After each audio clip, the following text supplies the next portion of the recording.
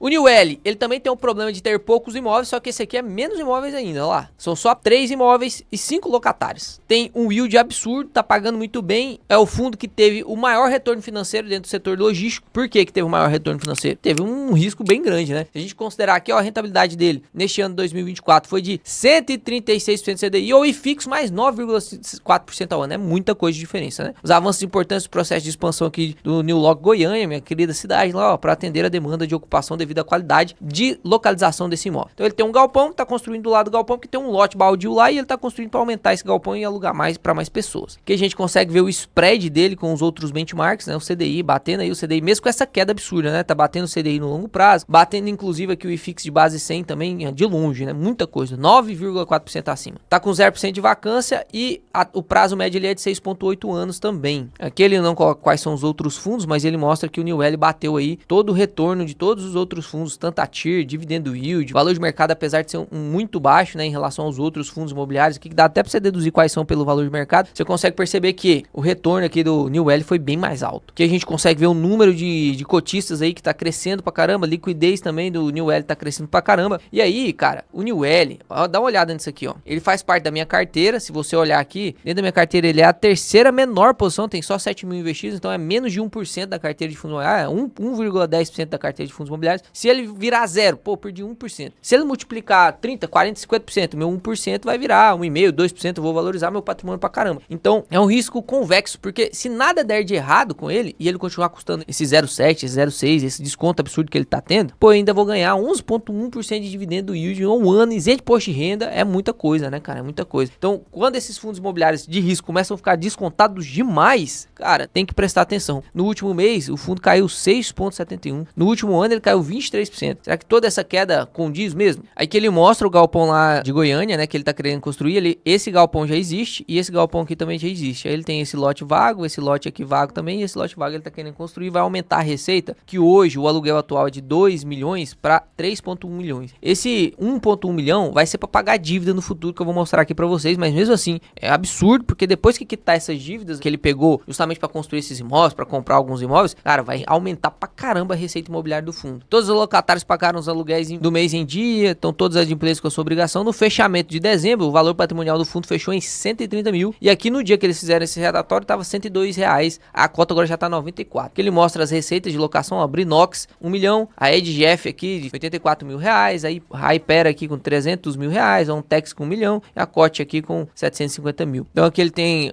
a DRE dele, ó, em dezembro aqui 3 milhões de receita imobiliária. Você vê o tamanho do HSLG, 10 milhões. O tamanho do New L, 3 milhões de receita imobiliária. Tem uma receita financeira alta, porque ele tem uma grande disponibilidade agora, né, 2,7, tem um total de receita de 7 milhões. Teve uma despesa ali financeira, despesa imobiliária operacional de 2 milhões, e aí o resultado foi de 4,9 milhões, que entregou um rendimento por cota aí de 0,95 centavos. 0,95 centavos por cota, ao preço de hoje, olha isso aqui, cara. 0,95 dividido por 94,20. Lembra lá que o HSLG tava dando 0,89? Esse aqui tá dando 1% ao mês em isento de imposto de renda. Tem mais risco? Vamos ver aqui no relatório se tem mais risco. A gente já começou pelo número de imóveis, que é mais arriscado que o HSLG. A Brinox, isso é uma informação que eu já passei pra vocês, mas a Brinox tá em recuperação judicial. Não tem nenhum problema, né? No momento não tem problema nenhum, mas é uma recuperação judicial, ou seja, é uma empresa que teve ali um processo de dívida, inadimplência, não pagou, reperfilou dívida. Se isso aconteceu, pode ser que aconteça novamente. Mas sim, no momento tá tudo adimplente, não tem problema nenhum. Aqui ele mostra que no final do segundo semestre de 2024 ele terminou com um saldo acumulado por cota de 1,39, isso que vai ser distribuído pra gente. E aqui ele mostra valorizações do imóvel, né? Como eles têm pouco imóveis, eles têm que fazer compras assertivas. É assim que o fundo imobiliário cresce. Eu não abro o fundo imobiliário com 10, 20 galpão logístico absurdo, não. Você abre o fundo imobiliário com 1, 2, 3 galpão logístico, igual o New L. A grande parte deles fazem merda, tentando crescer rápido e falem, como por exemplo o RECT 11, como o XPPR 11, e tem os fundos que vão devagar, valorizando, acumulando valorização de cota, aí vende, compra 2, aí agora com mais subscrição vai lá, compra mais um, tem que ganhar a confiança do público. E aqui você consegue perceber, os 3 imóveis que eles compraram, eu fiz o cálculo aqui, já tem uma variação desde a aquisição, o de Caxias do Sul, 65% de valorização, não tô falando de dividendo não, valorização do imóvel, 23% no Goiânia e 35% no Sorocaba. Quando o Goiânia terminar lá, aquelas construções que ele fez, cara, vai valorizar ainda muito mais. Eu fiz o Keiger anual aqui e deu em cada um deles, respectivamente, 10,65% de valorização do imóvel ao ano, sem considerar os 11,1% de dividendo. Junto os dois aí dá mais de 23% de rentabilidade no ano, né? É loucura, né? A TIR desse fundo imobiliário aqui é realmente muito alta. E aí tem muita gente que fala, falo novamente que o fundo imobiliário não consegue proteger você da inflação. Não consegue mesmo não. Só a valorização do imóvel aqui, ó, só a valorização do imóvel, tá? Eu não tô falando de dividendo, tô falando só a valorização do imóvel aqui já bateu de longe a inflação por ano, né? Aqui a gente chega na dívida deste fundo. Aqui a dívida dele já é calculado através do ativo total e o passivo total aqui que ele tem, né? Então, aqui já é a alavancagem bruta, tá? E tá a alavancagem de 31,6%. É muita coisa, né? 31,6% é muita coisa. Lá a gente achou 22,2% alto, imagina 31,6%. O fundo imobiliário ele tem que estar muito fechadinho, tem que estar tudo muito certo para que essa alavancagem seja quitada de maneira tranquila. Porque imagina, pô, eu tenho ali grande parte da minha receita vai ser destinada à dívida. Aqui ele coloca o cronograma de amortização. De junho a maio, valores amortizados será de 500 mil a 600 mil. De junho de 2026 a abril de 2031, que é quando finaliza ali as amortizações, cara, é 1,6 milhões ao mês. Ou seja, se ele não aumentar a receita, o que ele tá recebendo, grande parte vai ir para dívida. Você concorda comigo? Grande parte vai pagar dívida. Então ele tá fazendo essa construção, inclusive, para aumentar essa receita, para que grande parte dessa receita que aumentou, vai pagar a dívida para continuar o mesmo valor. Se continuar o mesmo valor, perfeito. Eu vou ganhar lá meu 1% por mês isento de imposto de renda, vai estar com as dívidas honradas e no final dessa dívida, lá em 2031, esse imóvel vai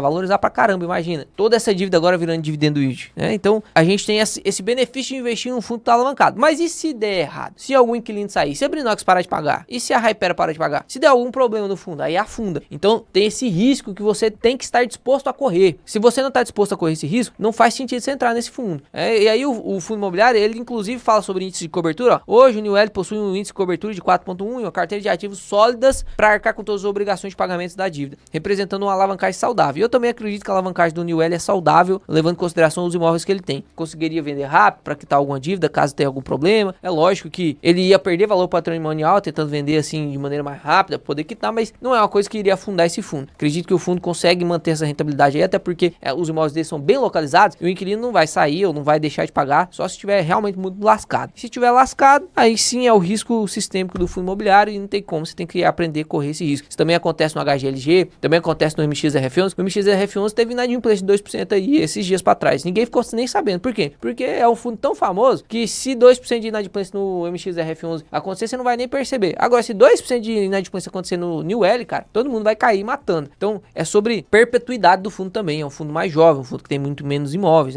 corre muito mais risco. Aqui você consegue ver os percentuais da receita. Perceba, aqui os inquilinos, eles representam cada um muito percentual da receita. Então, a Brinox, 32%. A Ontex aqui, né? Ontex, não sei como pronuncia, 32%. A Coach aqui, ó, 24%. Então, é muito, né? Se der BO em algum desses problemas aqui, realmente, ele vai sofrer pra caramba. Por isso que os contratos deles são atípicos. É 100% contrato atípico, que segura. Se o inquilino quiser sair, vai me pagar tudo que deve. O contrato era para vencer lá em 2035. Se ele sair hoje, vai ter que me pagar aluguel lá até 2035. Várias travas, né, que esses fundos imobiliários mais pequenos, eles fazem justamente para segurar essa receita e poder se alavancar mais, porque com a alavancagem cresce mais rápido. Como é um fundo que está pequenininho, ele precisa crescer para competitividade do mercado, ele tem que fazer uma alavancagem mesmo. Fundo de risco. Lembra disso, fundo de risco. Depois aqui ele fala dos imóveis. Eu espero que você tenha gostado do vídeo. Até mais, investidores. Até o próximo vídeo, que será excepcional.